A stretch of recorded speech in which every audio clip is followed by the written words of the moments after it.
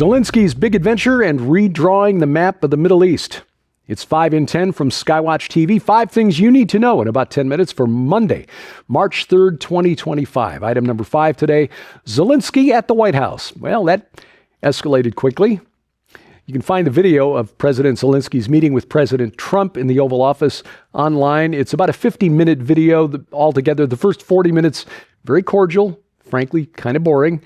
The last 10 minutes got contentious as it became clear that President Zelenskyy was not actually there to sign the mineral rights agreement as we talked about on Thursday.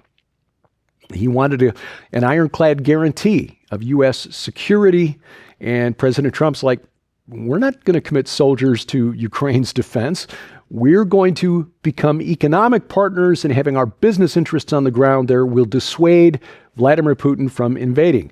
But at the same time, we're also working to build economic ties with Russia. Now, why would President Trump do that? He's trying to triangulate Russia away from China. Anyway, Zelenskyy was disinvited from the White House very quickly. He was asked to leave prior to the lunch that he was supposed to have. Of course, the political left in the country lost its mind. The media lost its mind. World leaders, globalists around the world lost their minds. Trump is an awful, terrible, horrible person.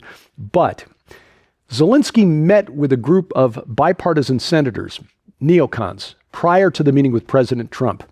One of those is South Carolina Senator Lindsey Graham, who has been the most vocal anti-Putin, pro-Ukrainian voice in the Senate for more than 10 years. And it was less than an hour after Zelenskyy was ushered out of the White House that Senator Graham went before the cameras and said Zelenskyy should resign. Now, President Zelenskyy, just a word from people here in the United States, when you've lost Lindsey Graham, you've lost the American people. There's a long backstory of American meddling in Ukraine going back to the Orange Revolution during George W. Bush's administration. In fact, going back to 1994, when we promised Russia that NATO would not expand any further east than it already was. And then we promptly broke that promise. That's for another day. Bottom line is Zelenskyy overplayed his hand. Or did he? That leads to item number 4 today, which is double dealing. He then met on Sunday with Sir Keir Starmer, the UK's Prime Minister, where Sir Keir Starmer promised through a 100-year security agreement and financial aid to the tune of about $3 billion. Not a gift in money. This is money that they'll be sent that they turn around and spend back on the military-industrial complex. And frankly, President Zelenskyy has been acting for the last couple of years like a paid salesman for the military-industrial complex. Keep the war going, keep the orders flowing for artillery shells and missiles and so on. Anyway, it comes out when you look at the British government's website that this agreement had been signed between the UK and Ukraine 3 days before the inauguration of Donald Trump. Zelenskyy went to the White House on Friday knowing that he already had Keir Starmer in his back pocket. Now, Sir Keir has said that the United States will be needed as a backstop to EU troops to guarantee the peace with Russia. In other words, even though Prime Minister Starmer said we will put British boots on the ground in Ukraine and British planes in the air over Ukraine to enforce the peace, we'll need the U.S. to help us out just in case. In other words, this is what Zelensky's been trying to do all along, which is drag NATO into this war. As we've been telling you for months, he's been insisting on getting nuclear weapons, NATO troops on the ground, et cetera, et cetera, et cetera. And this is just ridiculous. President Trump, I think, did the right thing in showing Zelenskyy the door. In fact, Poland's President Tusk said over the weekend that he just made a statement that just points out how ridiculous this whole thing is. You've got 500 million Europeans asking 350 million Americans to help them hold off 140 million Russians. Does that math make any sense to you? Item number 3 today, Israel. Benjamin Netanyahu, Israel's prime minister, said that Israel will defend a Druze village called Jaramana that's just south of Damascus in fact, it's on the outskirts of Damascus, defend it against the military forces of HTS. This is the Sunni rebel group that forced Bashar al-Assad to abdicate and flee to Moscow. However, the Druze are not Muslim, they're not Christian, they're not Jewish. They have a unique religion that venerates Jethro, Moses' father-in-law, as their main prophet. The Druze leaders in the town of Jeramana have said they don't want Israel's protection. There have been armed skirmishes between HTS and the local Druze militia. There are some Druze communities that have asked for Israeli protection, mainly along the Golan Heights. But there are those who are looking at what Netanyahu has said, in fact, going back a week to an IDF graduation ceremony, where he told graduating IDF soldiers that Israel would not allow HTS forces south of Damascus. That, in other words, setting up a de facto Israeli military zone in the southern part of the country that would include those Druze areas along the Golan Heights and in the southern part of Syria around the mountain of the Druze, Jebel al-Druze.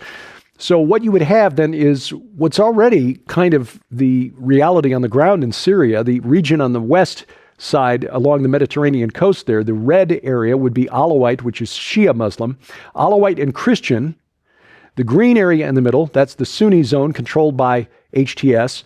The blue area in the south with the Israeli flag, that would be the Druze Autonomous Zone protected by the Israeli military, extending to the Euphrates River, which is that border between the blue and the yellow. The yellow in the east, that is the Kurdish region. The Kurds pretty much control everything east of the Euphrates, and they are allied with Israel.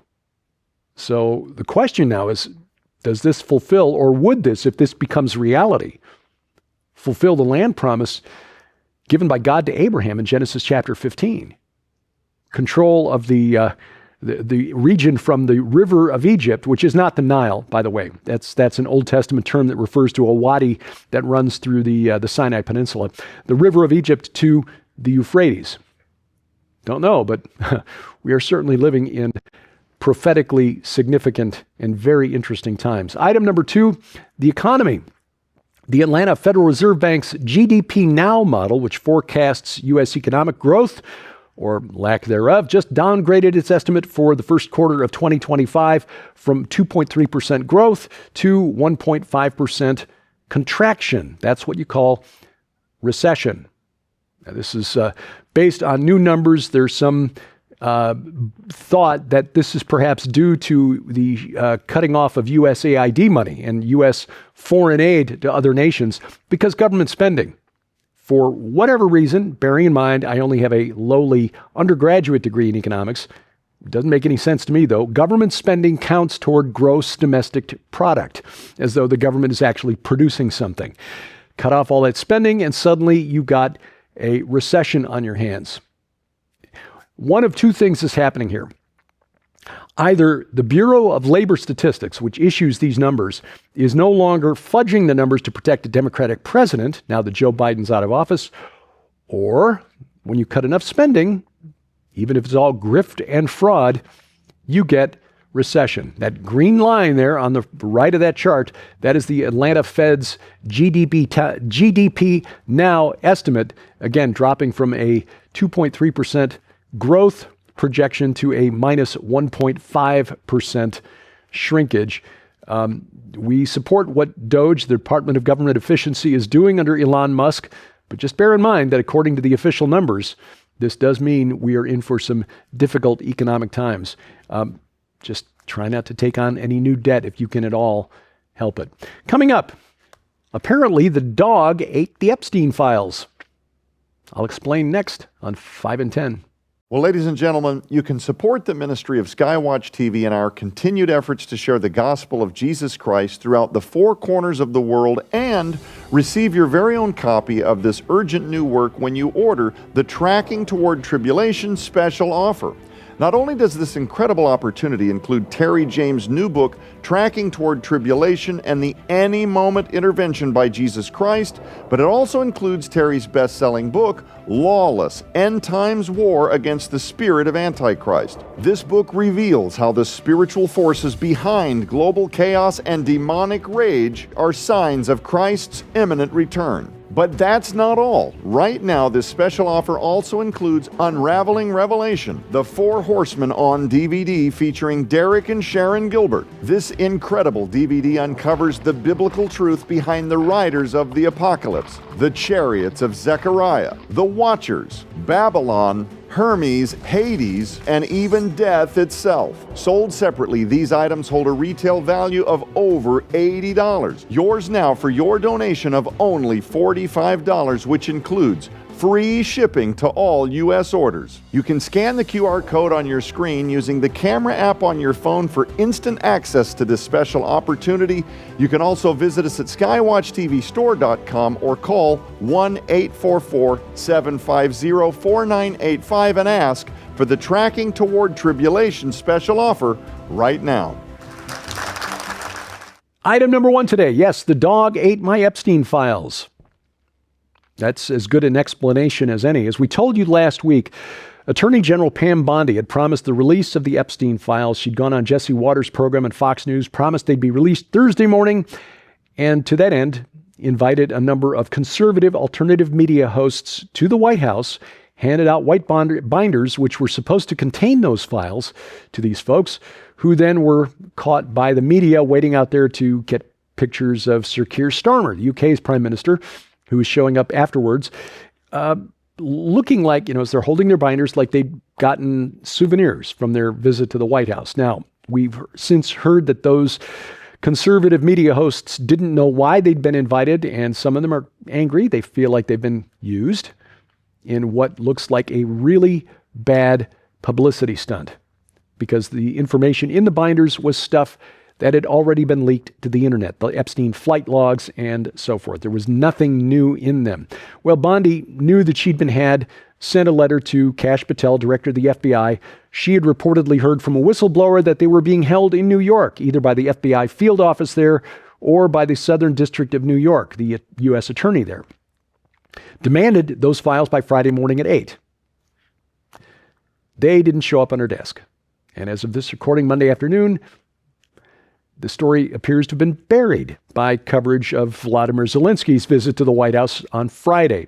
What's going to happen here? Don't know. I can say this. It's a bad look for the Trump administration, especially for Attorney General Pam Bondi, who's got egg on her face. And I will say that there are those who know her from her time in Florida who describe her as more performative than, in terms of performing for cameras, than substantive. Time will tell. My opinion, if those files still exist, I doubt we will ever see them. This week on Skywatch TV, we talked with Terry James. Again, we are living in prophetic times. His new book is called Tracking Towards Tribulation, and he joins us on the panel this week. You can watch the program right now. Over the air, our broadcast schedule is at skywatchtv.com/channels. You can catch it on our set-top box, Roku, Apple TV, Amazon Fire Stick, or if you've got a smart TV preloaded with Roku or Fire TV, make sure you've got the Skywatch TV channel added to it. You can also watch it over the internet, youtube.com/@Skywatch Television. Subscribe, share, click the bell for notifications, hit that like button, rumble.com/Skywatch TV, or download our free mobile app to your smartphone or tablet. It's available for iOS, Android, and Amazon Kindle Fire phones and tablets, and we've got links to their app stores at skywatchtv.com/app.